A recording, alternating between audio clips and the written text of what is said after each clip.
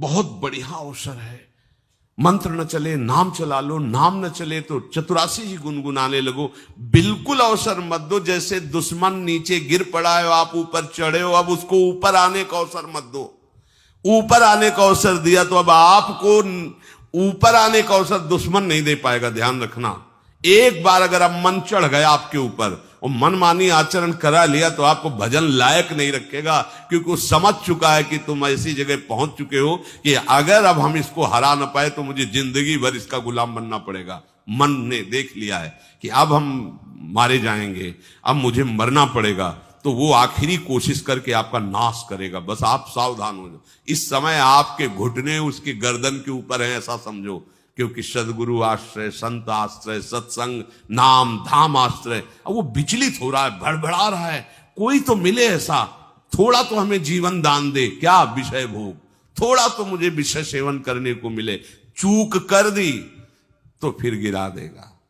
परमहंस श्री ओंकारानंद सरस्वती जी ले जब बिल्कुल नई अवस्था में सामने उनके गए तो उनका, अच्छा बच्चा, बड़े भाग्यशाली हो, वैराग्य मार्ग में आए हो, पर ध्यान रखना, एक सांप को जब बंदर पकड़ता है तो बोले ऐसे ऐसे जड़ में रगड़ता है, फिर देखता, सू तो नहीं बोला, फिर रगड़ता है, और वो मरने पर भी रगड़ता ही रहता है कि कहीं इसमें जान न। बोले बस ऐसे ही साधु को, साधक को, उपासक को अपने मन को रगड़ना है। राधा वल्लभ सिंह हरिवंश, राधा वल्लभ सिंह हरिवंश, राधा वल्लभ सिंह हरिवंश। अगर सू बोलने का मतलब अगर थोड़ा भी विषय स्फुरण रह गया तो अभी रगड़ते रहो, राधा वल्लभ सिंह हरिवंश। फिर सच्ची कहते भजन करना नहीं पड़ता। जैसे भजन थोड़ी करना पड़ता है ही नहीं भजन किसी और, कुछ क्या करें, कुछ है ही नहीं यंत्रों में, वो स्फुरते केवल वही। अब उसको भजन थोड़ी करना है, रह ही नहीं गया, कुछ करना ही नहीं रह गया है। हंस रहे, खेल रहे, बात कर रहे, खा रहे, पी रहे, चल रहे, ठाड़े बैठे परे उताना, कबीर काहे हम राय ठिकाना। हर समय पर वो स्थिति प्राप्त करने के लिए निरंतर अभ्यास की आवश्यकता है। श्री भगवान कह रहे हैं कि परमम पुरुषम दिव्यम याति पार्थानुचिंतयेत, जो मेरा सदैव चिंतन करता रहता है, दिव्य परम पुरुष का साक्षात्कार उसको अपने चित्त में ही हो जाता है। चित्त स्थान भगवान वासुदेव का है। शरीर छोड़ने के बाद नहीं, शरीर रहते ही ऐसी आनंद की वृत्ति उदय होती, अब उनके लिए शब्द ही नहीं तो क्या वर्णन करें। ऐसी आनंद की उसी आनंद में वो आनंद समुद्र प्रभु प्रकाशित होने लगते हैं। पर उस आनंद में जहां आपका थोड़ा प्रवेश होता है, आप उलझ करके विषय की तरफ चले जाते हैं। ध्यान देना हमारी इस बात को, यह अनुभवगम्य बात कहते हैं। जब आपको भजन का थोड़ा आनंद मिलेगा तो आप थोड़ा निश्चिंत जैसे होते हैं, उसी समय मन आपको विषयों में फंसा देगा। जब आपको भजन का अभ्यास बढ़ने लगे, आनंद मिलने लगे, तो आपको उदासीनता बढ़ानी है, हंसना नहीं है, लोगों से मिलना नहीं, खेलना नहीं है, क्योंकि इस समय चढ़ाई का है। आनंद स्फुरित होने लगा, बचाओ, बिल्कुल आसपास से सुरक्षित हो जाओ। वो आनंद ही आपको ऊपर ऐसी स्थिति में ला देगा जहां ये विषय नहीं ले जाएंगे। भगवान कह रहे परमम पुरुषम दिव्यम याति पार्थानुचिंतयन्, जो निरंतर अभ्यास चिंतन का करता है उसे चित्त में ही भगवत साक्षात्कार हो जाता है। अगर आप सावधान नहीं रहेंगे, चिंतन सही नहीं रहेगा आपका, तो किसी भी अवस्था में यह विषय चिंतन छूटने वाला नहीं। अभी हमारे पास अवसर है, अभी हमारे पास समय है, चूको मत। ये बहुत सूक्ष्म लड़ाई है, ये कोई बाहर के लाठी डंडा गोली वाली लड़ाई नहीं है, ये अंतर की लड़ाई है। इसमें बड़े बड़े हार जाते हैं। अगर कोई जीत पाता है तो एकमात्र भगवान को समर्पित चित्त वाला जीतता है। हमें लगता है आपको बढ़िया समर्पण का अवसर है। अब आप ये जो मना किया जाता है, उन विषयों का भोग करते हैं, विषयों का सेवन करते हैं, तो फिर ऐसा लगता है अब हम नहीं कर पाएंगे, हमारे पास कोई चांस नहीं रह गया कि अब आपको संभाल सके। इसलिए आप सहयोग कीजिए। ये बाहरी आनंद 4 दिन का है, मान जाओ, बाहरी आनंद। ये श्री जी के मार्ग के लिए हम कह रहे हैं किसी जन्म में भगवत प्राप्ति करनी। अगर आप नहीं कर मानोगे, मनमानी आचरण करोगे तो भ्रष्ट हो जाओगे। ये संसार का स्वरूप है, किसी न किसी बहाने से वो आपको सतमार्ग से हटाएगा। ना किसी को घर आने दो, ना किसी के घर जाओ, ना किसी को रंग लगाओ, ना किसी से रंग लगवाओ। अपनी प्रिया प्रीतम के साथ होली खेलो। यहां जो सत्संग हो रहा है ठीक है, सुना, एकांतिक किया, कुटिया में जाओ चुपचाप, अपने श्री जी को रंग लगाओ, श्री जी के सामने पद गाओ, श्री जी के सामने नाचो, उन्हीं तो भावना में उनके साथ खेलो, किसी और की जरूरत नहीं। कोई अब दूसरा हमें छुए, दूसरा कोई हमारा अपना बने, अब हमें जरूरत नहीं है। देखो हमारी भाषा समझ में आ रही हो तो समझ लेना, नहीं बाद में पछताओगे। किसी को भी अपने साधन कक्ष में प्रवेश मत दो, किसी को अपनी कुटिया में मत आने। अब आप यहां गृहस्थ नहीं हो, यहां भी रह रहे हो, भले गृहस्थ वेश में रह रहे हो, आप वनवासी हो, आप श्री जी के उपासी हो, कोई व्यवहार की जरूरत नहीं। जब ऐसे रहोगे तो श्री जी आएंगे आपसे खेलने। निष्ठा, हृदय में निष्ठा। अब व्यवहार की गुंजाइश नहीं रह गई, हमारे पास समय नहीं व्यवहार का। हमारी बातें मान लो पर आप लोग मानते नहीं हो, इसलिए रंग नहीं चढ़ पा रहा। अरे वो बेचैन है आपके साथ खेलने के लिए, उनकी तरफ जब देखो ना तो बेचैन है, पर उनकी तरफ कोई देखना ही नहीं चाहता। वो तो यही से फुर्सत नहीं मिलती भोगों से खेलने के लिए, संसार के राग में खेलने के लिए। अरे वो तो लालायित है, वो तो खुशी हो रहे कि ये हमारा शरणागत हो गया, अभी हमारी सहचरी बनेगा, हमारी सेवा में आएगा। शरणागत होकर के पीठ कर लिया श्री जी की तरफ, मुख कर लिया संसार की तरफ, तो दोनों लाड़िले उदास बैठ जाते हैं। अब क्या करें, ये तो उधर मुख करके जा रहा है, चलो फिर कभी लौटेगा, वो फिर इंतजार कर रहे हैं। विमुख भये निमिषो ना अकृपा, जब चिते तब ऐसे।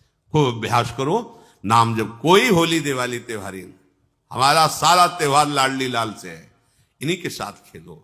देखो तुम्हें बताएं, जो बच्चा बाहर खेलने नहीं जाता तो माता पिता उसके साथ खेलने लगते। कैसे? घुटने के बल चल रहा है तो वो पिता भी घुटने के बल चलेगा उसके साथ साथ। वो तोतली बोलेगा तो वो भी तोतली बोलेगा। देखा है कभी ऐसा? ऐसा कर। तो ये हमारे स्वामी भी जब देखेंगे कि अरे ये तो किसी से राजी नहीं है, केवल हमसे खेलना चाहता है, इनके लाने का एक ही उपाय है, ध्यान रखना, अनन्य व्रत। नहीं चाहिए हमें और। जैसे कल आप सुन रहे थे, पपीहा बन के रहू रे, बस यही चातक व्रत नहीं, हमें नहीं चाहिए। अगर हमारे रंग पड़ेगा तो लाडली लाल का पड़ेगा। हम खेलेंगे तो लाडली लाल के साथ खेलेंगे, नहीं तो अब आजीवन नहीं खेलेंगे, आजीवन नहीं खेलेंगे। अगर हम पाएंगे तो इनकी जूठन पाएंगे, नहीं तो प्राण त्याग देंगे।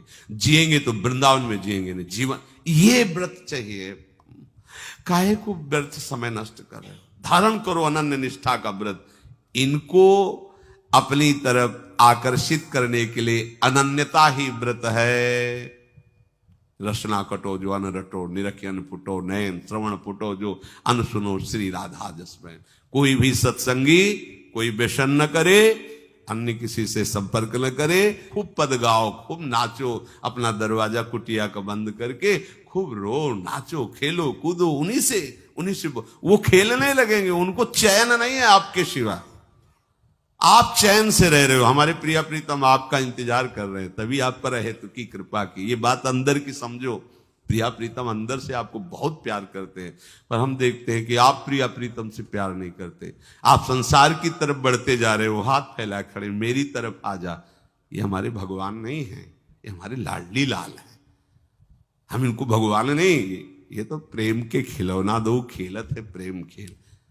हमारे रसिकों ने इनको भगवान नहीं माना।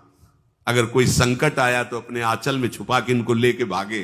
ये नहीं सोचा कि अखिल लोक ब्रह्मांडों का ईश्वर, इसको छुपा के भागने की क्या जरूरत है। चाहे बिहारी जी को, चाहे राधा वल्लभ लाल को, जब कभी कोई ऐसा भय आया है तो ऐसा नहीं सोचा कि भगवान रक्षा करेंगे। नहीं, इनकी रक्षा हमें करनी है। इनको छुपा करके, कभी काम वन में राधा वल्लभ लाल को, कभी बिहार वन में से बिहारी जी महाराज, छुपा छुपा के अपने अपने ठाकुरों। तो हमारे ये लाडले हैं, प्यारे हैं, इन्हीं के साथ खेलना है, इन्हीं में रहना है। अब इन्हीं के पास रहना है, इन्हीं में रहना है। दो बात ध्यान रखो, इन्हीं के पास रहना है, इन्हीं में रहना है, बस। अब यही हम नहीं कर पाते, वही जो शुरुआत सत्संग में की थी, सबकी ममता ताग बटोरी, मम पद मने। ये भारी बात है, भारी बात है। जितनी जल्दी आप उदास हो जाओ संसार से, उतनी जल्दी मुस्कुराहट आ जाएगी प्रिया प्रीतम के मुख में आपके लिए। आप जब मुस्कुरा रहे उधर तो वो उदास बैठे कि हमारी तरफ क्यों नहीं देख रहा। अब हमें अपने प्यारे को उदास नहीं करना, प्यारे को मुस्कुराहट से युक्त करना है। क्या हम उदास हो जाएं? ताते मौन रहे वो उचित है, जगते भयो फिरे बैरागी, वृंदावन रस में अनुरागी। इसकी खूब चिंतन परायण रहो, कोई भी विषय का सेवन ऐसा ना करो जो आपकी बुद्धि भ्रष्ट कर। कोई आपने ऐसा गंदा व्यसन, गंदी बात, गंदी चेष्टा, आप परसों नरसों, फिर आगे क्या? आपका जो साधन मार्ग वो ढक जाएगा, फिर प्रमाद छा जाएगा। हमें किसी भी उत्सव में, किसी भी उत्साह में अपनी प्यारी जू की अनन्यता और सिद्धांत को नहीं छोड़ना, अपने मार्ग में चल। ये अध्यात्म है, अध्यात्म। ये दान पुण्य की बातें नहीं है, ये लोक लोकांतर में भटकने की बातें नहीं है, सीधे भगवत प्राप्ति की बातें हैं।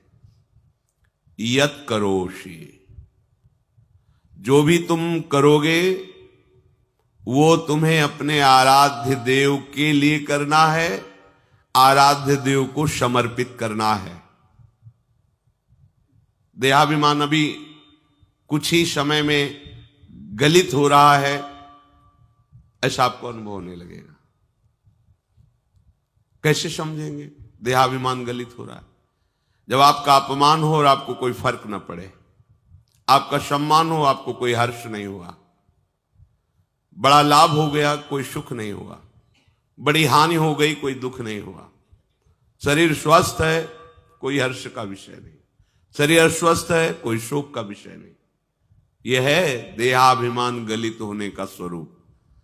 यत करोषि, तो जो भी हम करें, पापाचरण भी करें तो श्री भगवान को अर्पित कर दे। बोले नहीं, तस्मात् शास्त्रम प्रमाणम ते कार्याकार्यो व्यवस्थितो। जो तुम्हें करना है उसमें प्रमाणित कार्य करने हैं, शास्त्र के अनुसार। यत करोषि, अब जो भी करोगे शास्त्र सम्मत करोगे और प्रभु को समर्पित करोगे। देहाभिमान बहुत जल्दी गलित हो जाएगा।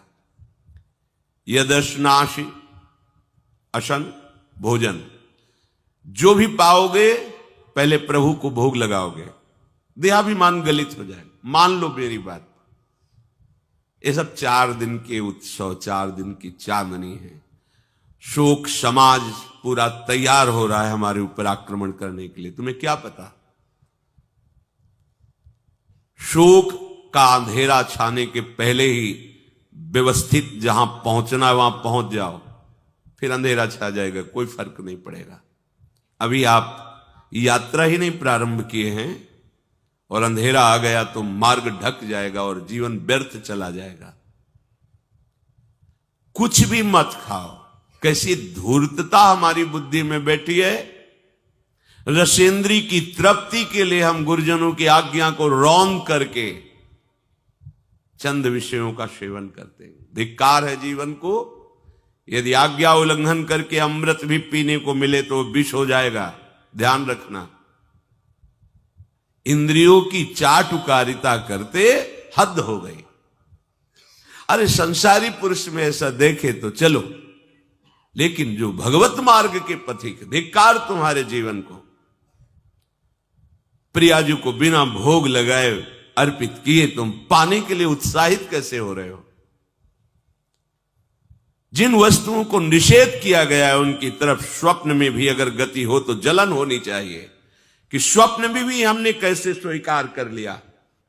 कभी कभी ऐसा लगता है कि भगवत प्राप्ति बहुत कठिन है, ये समझने वाले नहीं। मेढक को तौलने का अगर हमें आदेश मिले तो तौलना बहुत कठिन है। 5 रखो, 2 उधर चिटक के चले गए, उनको घसीटो तो 3 पहले वाले फिर उतर के चले, ऐसे है। सावधान हो जाओ। ये आज्ञा का उल्लंघन तुम्हारे लिए नारकी गति का काम करेगा। अगर आज्ञा है कि अमृत नहीं पीना तो मत पीना, नहीं वो विष हो जाएगा। और अगर आज्ञा है विष पी लीजिए तो गरल सुधा रिपु करहि मिताई, गोपद सिंधु अनल शीतलाई। वो विष अमृत हो जाएगा, तुम्हारा शत्रु तुम्हारा मित्र हो जाएगा। ये भव समुद्र गाय के खुर के गड्ढे के समान हो जाएगा। आज्ञा पालन बहुत बड़ी सिद्धि है। ये मूढ़ता का त्याग कीजिए। आप जानते हो, जानते नहीं है? नहीं, तुम नहीं जानते हो, तुम्हें वो जान रहे हैं।